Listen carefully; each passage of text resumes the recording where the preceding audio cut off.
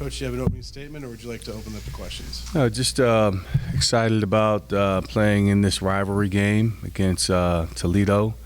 Been a fan of college football pretty much all my life, and this one here is definitely in the top 5 of rivalry games. Of course, my time at Ohio State, played the team up north and was sold hot chocolate at the Army-Navy game, and this one here ranks right up there with that. So they have the opportunity to coach in this game is an honor. So thrilled to compete against that team up north. Really feel good about where our guys are right now coming off the bye. We got a little bit healthier, got a little bit better, and now we got to put our product on the field and control the emotions and try to beat a really, really talented football team in Toledo. In this matchup, the last 4 road teams have won the last 4 years. Is just based off your playing days and experience, like, is there an added pressure playing at home in a big rivalry game, like, or does it just kind of matter? I mean, just either team. Honestly, it doesn't matter. You know, in these types of games, it doesn't matter what you're ranked, how many games you've won coming into this game. If you're ranked number 1 in the country, gets to run, pass, it doesn't matter. It's always different, and whether it's on the road, in the backyard, in any cornfield, pick one between here and Toledo, it does not matter. I think, you know, it could be that added pressure. I asked a couple guys on the staff, why has that been? They said, we don't know. I think it's just less distractions. It could be a multitude of things, but the most important thing is that you got to be present. You've got to stay locked in. You have to control the emotions of the game and really control the momentum shifts as it happens, both good and bad, to stay even kill and to stay locked in throughout the course of the game. You guys have won both of your home games already this season and 2 of the highest attended games in the last decade. Like, with what you guys want to accomplish here, like, how important is it to, you know, pack the stands, you know, get the students out? I mean, just have that atmosphere, because obviously, you know, to go win your first 2 games with the crowds that you have is obviously pretty impressive. Yeah, I mean, having that home field advantage is huge. When you can have a packed house and you can have the energy, especially the more orange and brown, the better. We feed off of that. I think that's a huge advantage for us. And this being the biggest game on our schedule, especially certainly for this community and what it means for the MAC championship and all of that. It's a big one, so we're hoping that it is full, and hoping it's full of orange and brown and screaming, and it's loud, so it can be loud on critical downs for the opposing opponent. So that's we're looking forward to that. Eddie, I know the players and staff here in the community about how big this rivalry is, but especially in this new era with 50 new players, what do you guys kind of do to just kind of underscore and emphasize, you know, like whether it's the Toledo drill or just plastering these images around the facility? What are a couple of kind of the maybe unique things you guys do to just kind of hammer it home? Well, great question. You just said it. You know, a lot of these guys haven't played in this game last year. There's a sprinkle here and there, some coaches that have coached in it. And I told my staff last week, I think it's important for them to understand what they're walking into, what it means to this university, what it means to this community. You look at nowadays with the transfer portal, and there's so much turnover in college football now that it almost nationwide, you kind of lost appreciation for the rivalries, you know, because of the close proximity, you know, 25 miles, 26 miles up the road. You know, you typically recruiting the same type of players. It's bragging rights. It's all of that. It's you know, Toledo being an urban school, and Toledo and Bowling Green is, you know, kind of stuck in no man's land. You know, the better resources, all of it. I mean, it means something. So it's important for these kids to understand, hey, you're a part of something special. You're standing on the shoulders of giants before you. You're playing for men who have worn this jersey before you, so we want to leave it better. We want to continue the tradition. We want to continue to keep the trophy here at Bowling Green.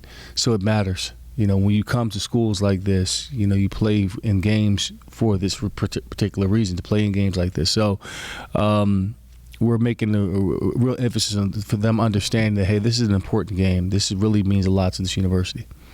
And just kind of with that, just kind of putting yourself in their shoes, you being a part of the Ohio State, Michigan, I was just kind of curious from your experience just to kind of show what rivalries mean. And you guys have the big win in '94. I know the heartbreaking loss in '95. Like, does the '95 loss like still stay with you just to kind of show what that means? Absolutely. I mean, in games like this, it's where legends are made. And that's the reality of it. You look at across the board, whether it's, again, an Army, Navy, the Iron Bowl, the game. You can pick any one of them, and it's where you play your best football. You know, the Red River Shootout between Texas and Oklahoma.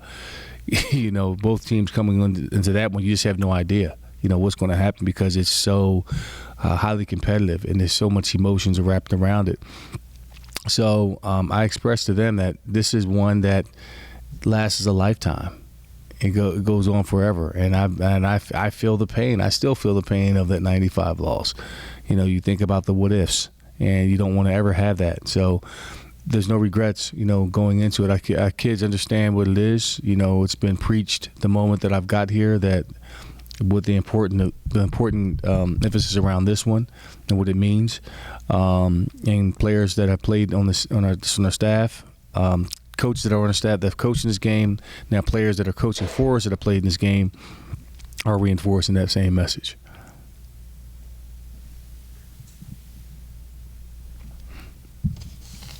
Coach, I know you often talk about nameless, faceless opponents, that you want to approach each game living up to the Bowling Green standard of guts. Does that need to change, though, with a real rivalry-type game? Do you have to level up the intensity, or do you just keep the intensity high throughout the preparation so that what's your approach to a rivalry game? The approach is always the same. We're always looking to get better. We're always emphasizing that. I think the emotions of it will take care of itself. Things are heightened in this game, certainly. I mean, every possession counts. Every turnover is bigger. Every touchdown is bigger. And momentum shifts are bigger. And there's nothing that you can prepare for during the course of the week for that. You just have to ride along with that emotion and go and take it as it comes. Understanding that, you know, you don't want to necessarily exert all your energy during the course of the week, but you don't want to sleepwalk into the game. There is a fine line between both. Understand that, hey, I got to play with a controlled anger, a controlled rage, a controlled focus to go out and do my job and not go out and play above and beyond the call of duty, but do my best in that moment and understand that every play and everything counts. You know, playing with discipline is going to be key for us.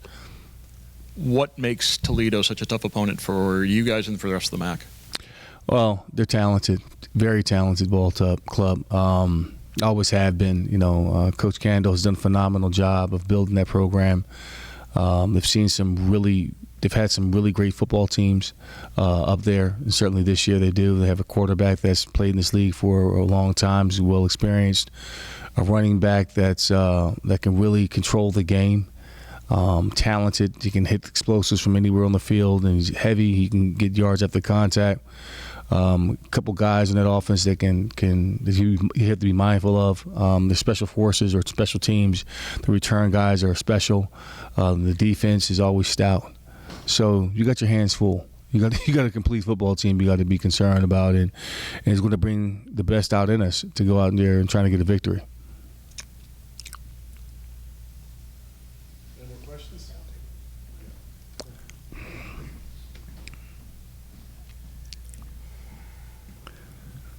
Coach, what are the keys for you and your team in order to be successful? I know turnovers has played a big role in this over the years as well, and you've done a real good job with that this year. Yeah, protecting the football, number one. We got to protect the football. That's going to be key for us. Got to keep our quarterback clean and upright. Learn from those mistakes that we had in the last few weeks. You know, we were able to move the ball effectively pretty much with anybody that we played. Is just being able to finish drives with scores, not giving up explosive runs and passes.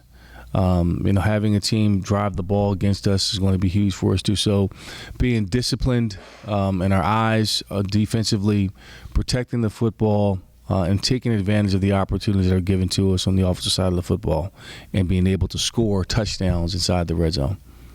Trying to remember back to the OU game a couple of weeks ago. It seems like you started out first quarter, the run game was really producing for you. You had control of the game, kind of got away from that into some more passing and Drew trying to get you down the field that way. Was that a reaction to something OU did, or you just because it seemed like the run wasn't so much of a focus in the second half? Well, we fell behind.